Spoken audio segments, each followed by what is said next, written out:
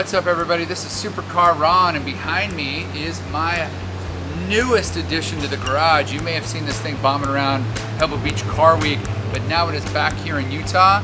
What you haven't seen is any up close and personal videos or shots with us driving it around, telling you how it feels. So today we're going to do exactly that. It's not full of ramen, it is full of high-pitched sounding awesome horsepower. Let's go.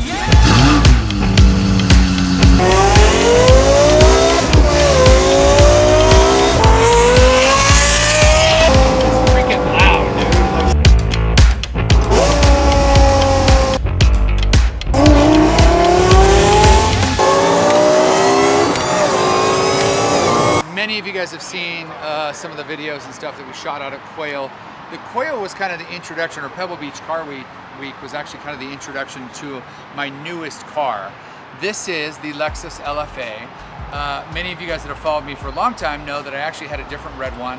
I sold it and made some money. I missed this car, I missed the sound, and I came across a deal too good to be true, and so we bought it and immediately set upon improving the vehicle. Okay, so you'll notice this is the first, to my knowledge, Lexus LFA that is sitting on BBS LMs. I think BBS LMs, from a design perspective, are my favorite wheel of all time. Like, nothing touches it. I always had this dream of putting something like this on the LFA, and so here it sits. I think it looks amazing. Like the polished BBS LM wheels with the polished barrel. Like, it's just an insane setup. When you see this thing in person, it hits even harder. But what we did do, and this is proven to be probably a horrific mistake, and many of you guys have pointed this out. We posted a video of this thing going through a tunnel in Monterey.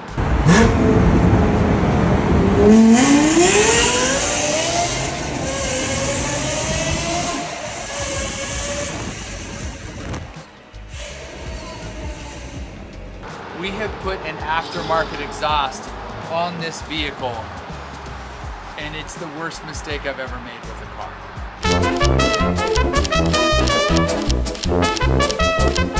Here I have a few of my closest car friends, and I kind of want to get your unfiltered take on what we've done to this thing. We put this aftermarket exhaust on it. You know, what do you guys think? Sacrilege. Sacrilegious, okay. No filter, sounds like No filter sounds like poopy. Okay. I've modified a lot of things. We've ruined this car. That's the best description I think there is. I mean, they acoustically tuned that car inside of a sound chamber, and you had people that build instruments to make symphony noises. saxophone engineers. They legitimately made this thing be the most harmonic, beautiful sounding acoustic car to ever exist. This one specifically. Yes. I think has had the most time ever put into it to try to make a noise part of your driving pleasure, more so than anybody else. And people have done that, but this one specifically is on a whole different level. And by the way, the exhaust that we went with was not an inexpensive exhaust, and there are people that we've worked with in the past that produce insane quality product. Like, I would gladly use these guys again. 100%. And they're so great to work with and everything else. But you're saying you took perfection, you tried to improve perfection, and you fell way short. Noise. What I do love though is the ideology of ricers. They just throw the shittiest exhaust. That's they what we've can. done. And you did it to an LFA, which is kind of sick. It's like a ricer's dream. You're like, yeah, they've spent millions of dollars, but let's straight pipe it. Yeah, it's like every ricer's dream. You're not wrong. A lot of the stuff we do, we kind of do it because we want to do it and it's fun, and we literally don't care what anybody else thinks about it. This has been so dramatically, people are like, oh, you're a moron. And I'm like, yes. I am a moron. You know what I mean? 100%. Repentance of the actions that we have taken. It kind of reminds me of kicking the saxophone player out of the band and replacing him with a didgeridoo player. Third grader with no one might make the headline comment on it. Just a straight pipe. That's all we need, guys. Now dive in and understand that definition is the precise. didgeridoo. Let's go. The stock exhaust on a Lexus LFA. I mean, what car? It's like the Carrera GT, the Lexus LFA, maybe some of the high revving, Lambos and Ferraris that have V10s or V12s. But this is in the conversation for the best sounding exhaust of all time, stock. it was, you know, very famously engineered by Yamaha engineers to sound insane. We thought that we could potentially improve it.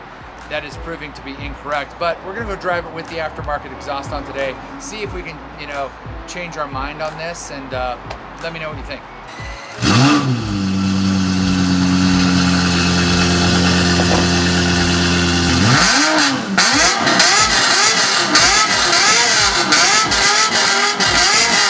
You had one LFA before this, I had one LFA. and you sold it because?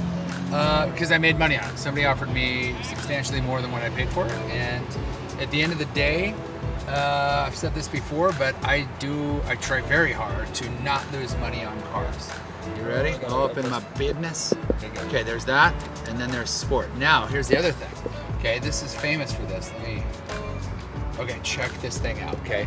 Have you ever seen a dial, and I know this has been recorded before, but ready? We're gonna click that, and that's the menu. The whole tack, the speedometer, everything moves over. I'm gonna move it back. Ready? Now let's move it again. Boom! And so you got all these different settings and stuff like that that you can play with. I'm gonna scoot that back because I like the tack right there in the middle. See what my RPMs are.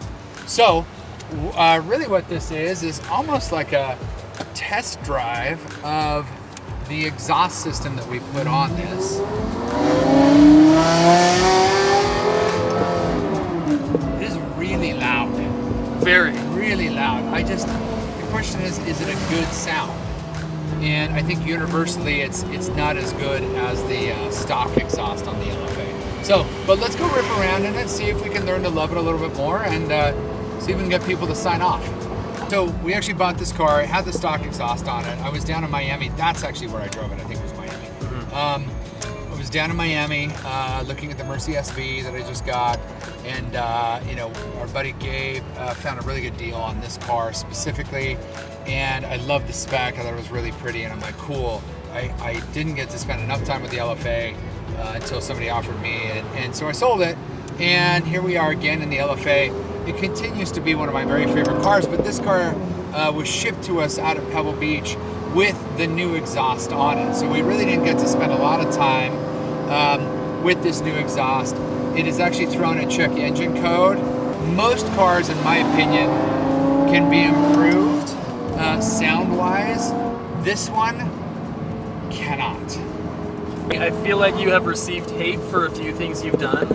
You've put a Trump wrap on a Storado, you've drifted your Pagani in the snow, but I think this might be the one that it's almost some rightfully so hate. Like we've pushed it too far. Like, oh, Supercar Ron, you can't do it. Oh man, that is loud and sexy though. You know what I mean? It's loud.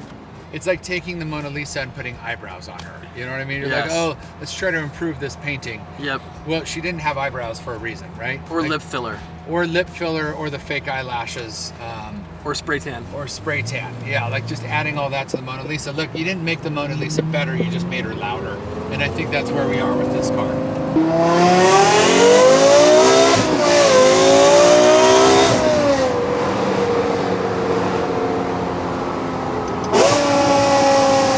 It's freaking loud, dude. Like straight piped LFA.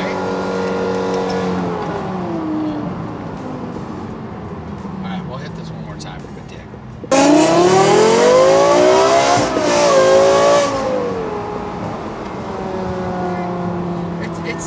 It sounds okay. It just sounds. It's like the difference is it's like, oh, you just made that car loud. You know what I mean? Like Yes. that's what it feels like. That's a compliment. So here's the thing about the Lexus LFA. When they first rolled them out, it was like, Lexus, what? I think they stickered at like 350 or 400 grand. And guess what?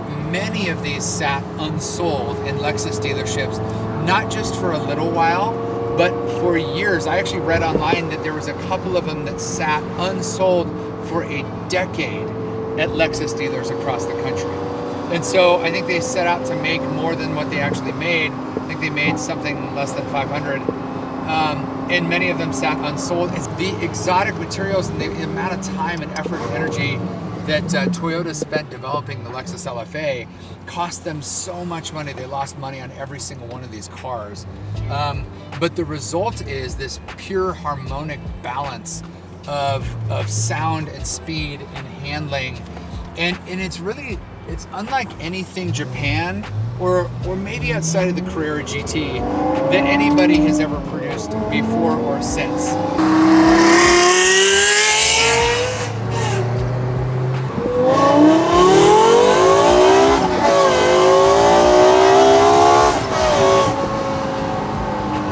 I think it sounds cool. It's not like as F1-y sounding. Like the stock exhaust on these LFAs, it has this shriek that is like vintage F1. I don't know. It's just, they're glorious. We have screwed with the Mona Lisa is what we did.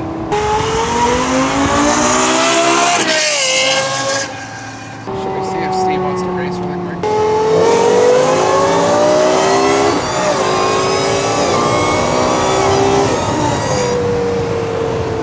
I don't think he was hitting it. I don't think he was hitting it at all. There's no way this is faster than that. Not a chance. I'm gone for either. Let's hope we can stop.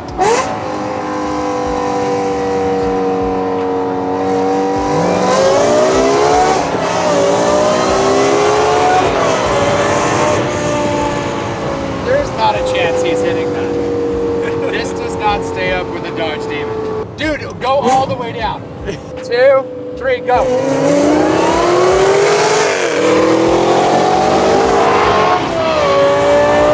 That was, okay, I'm like, there's no chance that this is faster than a Demon 170. Like, not a chance on the face of planet Earth does this thing exist that way. So hey, here's the difference between my last LFA and this LFA. So same year, similar miles, similar spec. I actually like this one a little bit better. I thought that I was gonna like the red over tan because it's kind of Ferrari red over Ferrari tan.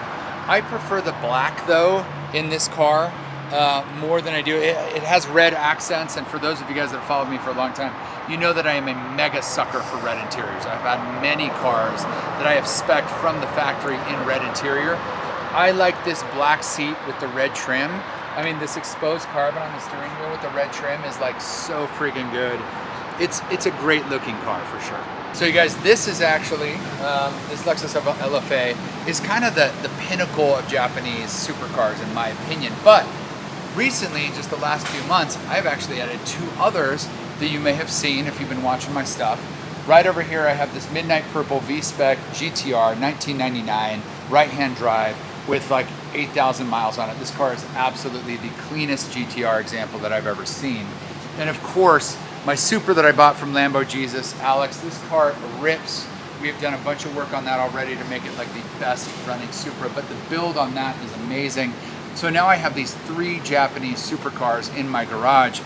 I'm not even sure, does Japan have anything else? Like this is it feels like, but man, these cars are amazing in their own right.